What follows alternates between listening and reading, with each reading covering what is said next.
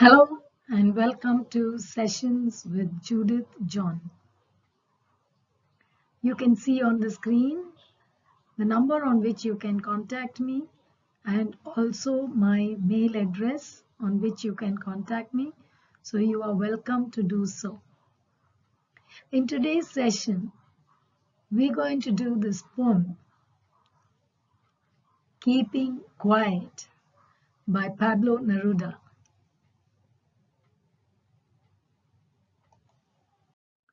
Before we go into the poem or think of what keeping quiet is all about, let's just sit back and look at these lines here. Now we will count to 12 and we will all keep still. So let's keep still and count.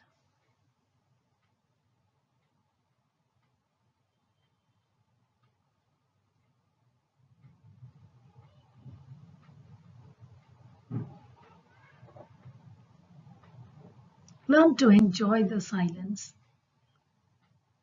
Then we will see what the poem is about.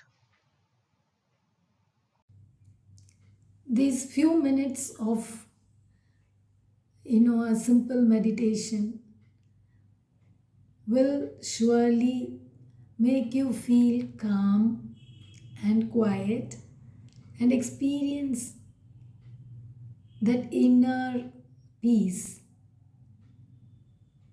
Let's see what the poet is going to tell us about keeping quiet. The poet Pablo Neruda is the pen name of Neftali Ricardo Reyes Basalto, who was born in the town of Parral in Chile. Neruda's poems are full of easily understood images which make them no less beautiful. He won the Nobel Prize for Literature in the year 1971. In this poem, Neruda talks about the necessity of quiet introspection and creating a feeling of mutual understanding among human beings. This is what is most important, the one that is highlighted here, the last three lines. The necessity of quiet introspection. All of us need it as human beings. And creating a feeling of mutual understanding among human beings. What are we rushing towards? If we look at this mad world, running behind all the material things that they want to collect, okay, always in haste, always fighting against time and complaining that there's no enough time. If we look at these two lines, we'll get an answer. The necessity of quiet introspection, the need for meditation and yoga, time to think and reflect for ourselves, to introspect, and create a feeling of mutual understanding. So the end result has to be this among all human beings. So what is our mission in life? To create this feeling among all human beings. Okay.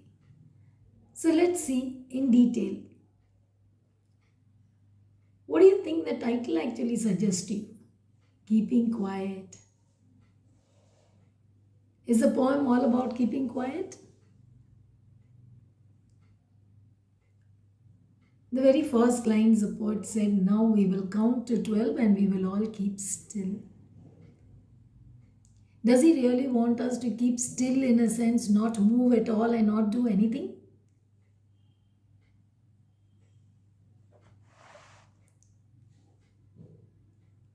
For once on the face of the earth, let's not speak in any language. Let's stop for 1 second and not move our arms so much. What does the poet mean by that? Let's not speak in any language. Too much of talking sometimes leads to nothing. A lot of talking happens and the end result is almost nothing. So he says, let's stop for 1 second. Not move our arms so much. What do we keep on doing? So much of actions.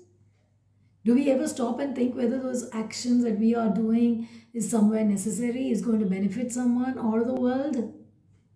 Or we just doing? It would be an exotic moment without rush, without engines. We would all be together in a sudden strangeness. So he's calling us. The poet is calling us and he says it would be an exotic moment. What is exotic moment? Fascinating, striking moment, very pleasing, unusual, strange feeling because it will give us that peace, that quiet, without rush. The way all human beings are rushing around in this world, don't rush without engines. What does he mean? Without so much of noise. We are talking about all the kinds of pollution that man has created. We would all be together. The feeling of oneness, recognizing ourselves as human beings and nothing beyond that. In a sudden strangeness, it's a call for unity somewhere. As human beings, we all understanding our call. Fishermen in the cold sea would not harm whales, and the man gathering salt would look at his hurt hands. So this time, if we take out for ourselves, now every day we are asked to usually take out time and meditate and to calm down and start the day with a fresh mind. So fishermen in the cold sea would not harm whales. What are we human beings doing? We have killed so many animals down the line that now so many of them are extinct. Some are on the verge of extinction. And the others we have very nicely listed as endangered species. He says the man gathering salt will stop, will look at his hurt hands, okay, will get time to look at himself, that whatever he is doing to the environment, whatever he is killing the animals around, cutting down the trees, in turn he is being harmed. So at least he'll take out time for that, to stop and think of himself. You'd have heard about all these whales being hunted. Where? In the cold regions, close to the poles. And that's why the poet says cold sea. And then he goes on to say, those who prepare green wars with gas, wars with fire, victory with no survivors, would put on clean clothes and walk about with their brothers in the shade doing nothing. He goes one step further. And he says, those who prepare green wars, all against environment, cutting down a whole lot of trees, harming animals, not allowing them to live, reducing forest cover, and then we go and live in their area, not allowing the animals to live or the birds. So wars with gas, all the poisonous gases that we are using, be it in the name of industry or even the nuclear bombs that are being used. Wars with fire, guns being used, any kind of destructive element. And then at the end we say victory. What kind of victory? Can this be called victory? The poet raises a question. He says, yes, victory with no survivors? Who's going to celebrate it? So we would at least stop all these kind of destructive activities and will put on clean clothes and walk about with our brothers. Who are brothers? All other fellow human beings. In the shade doing nothing. Now this whole term of doing nothing, what is I enjoy doing nothing? It's not really stop doing everything. Stop doing harmful activities. That's what the poet means. We'll go on to the next stanza to see where he completes his whole message that he is giving us. What I want should not be confused with total inactivity. So doing nothing does not mean total inactivity. It only means to stop doing harmful activities. Life is what it is about. It has to go on. Life has to go on. I want no truck with death. He says, I don't want to have any association with death. I'm not talking about entire life coming to a standstill. Life has to go on. Only if we were not so single minded. What is single minded? Being selfish. This is if we were not so selfish about keeping our lives moving. We were only bothered about that one thing. Our life should go on moving. And for once, if we stop doing all that with these selfish thoughts, then only I should live. It's about live and let live. That all other species and all other living things should also live. What has man done? Only I should live. I'll kill all other animals, plants, and even all the aquatic animals, go under the ocean also and destroy. Only I should live. This selfishness should go. And for once could do nothing. Again, he means stop doing harmful activities. Perhaps a huge silence might interrupt this sadness. So then there will come a huge silence. It will give us, if we stop doing harmful activities, it will give us time to think, to contemplate. And we will arrive at something, doing something constructive, something beneficial for not only us, but for everyone around us. Okay? So this is the most important part of the poem where he talks about explaining what doing nothing is. It's not total inactivity. It is not he's saying, okay, die, just stop. No. He's talking about life. Life is what it is about. It has to go on. Poet makes it very clear, I don't want to have anything to do with death. I'm not talking about that. Just don't be selfish. Live and let live. Stop doing harmful activities. Do more constructive things. Remember that we are partners with the earth and all that is in the earth and all that is living on the earth. So if we do all this and this huge silence will come and will give us time to introspect, to self-examine our own deeds. And this will interrupt the sadness that we have brought on ourselves of never understanding ourselves, That's what we've been doing. If we had to understand ourselves and our own commitments, then we'll not go about destroying others. And of threatening ourselves with death. So finally, what are we doing? By doing all these kind of harmful activities, polluting the whole environment and destroying environment, destroying all other life forms. Okay? What are we doing? In turn, we are killing ourselves. Alright? And then the poet ends it with a beautiful line here. He says, perhaps the earth can teach us. The earth can teach us something wonderful. What? As when everything seems dead and later proves to be alive. What happens to the earth? It revolves, it rotates, it does all its work properly without making a noise like us. All the plants and everything lie under the ground even during winter and quietly they grow up when the time comes. They're doing good to others. Even if the rain comes, it's doing good to everyone, providing us with water. I think you'll remember the class 11 poem, Voice of the Rain, as to how grateful rain is to the earth, from where it rises and it comes back. What are we doing for this earth? We are also belonging to this earth. What are we doing for the earth? So let's sit back and think on the kind of our actions, our deeds. Now I'll count up to 12 and you keep quiet and I will go. This is because we'll all come to this earth and one fine day we'll all die and go. But what are we leaving back for the others who are here living? We have to leave a better earth for them. That's what the poet calls for in this poem. Let's quickly go with the questions. What will counting up to 12 and keeping still help us achieve?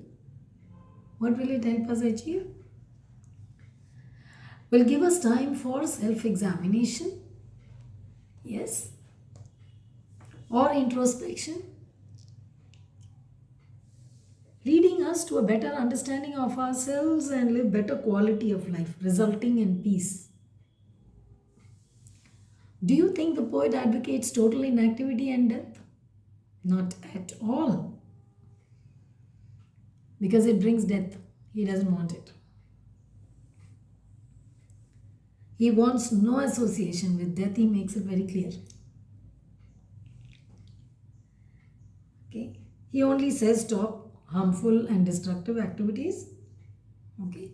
And bring in peace and harmony, mutual understanding. What is the sadness that the poet refers to in the poem?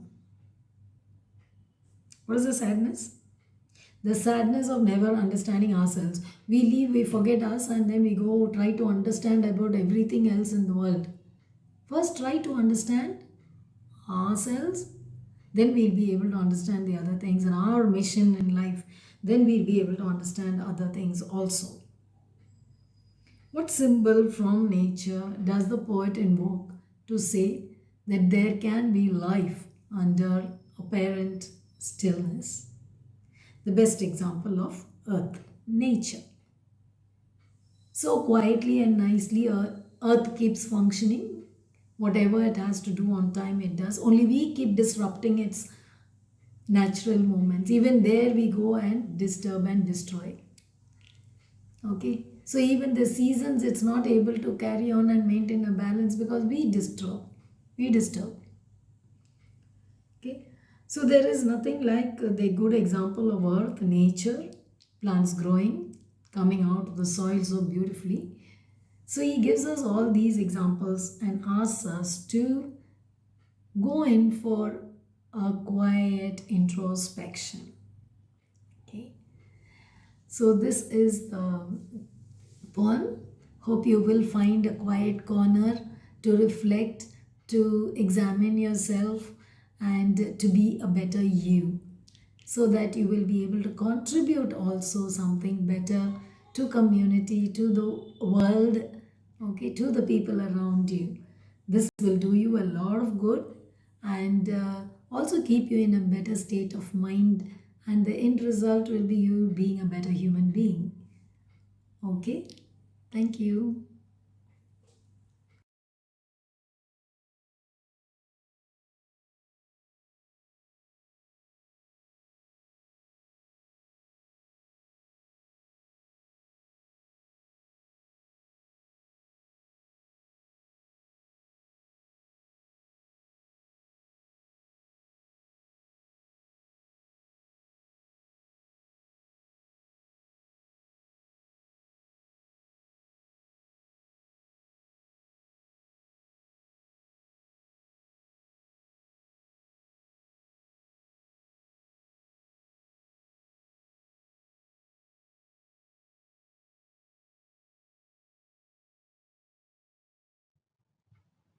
Would like to leave you with these last lines and some time for self meditation, not only to learn for the exam, this poem is there in the syllabus, but to go a little more, think of yourself, think of your calling, think of yourself as a human being, reflect on your actions and how well we can use time. Okay? Try doing that. Thank you. So keep watching Sessions with Judith John for more tips and inputs to excel and stand out. Text your doubts and queries in the comment box or mail me at sessionswithjudithjohn@gmail.com for online tutorial or just a discussion. You can also contact me at this number 82979 for personal online coaching or doubt clearing sessions as per your requirement. God bless you. Thank you.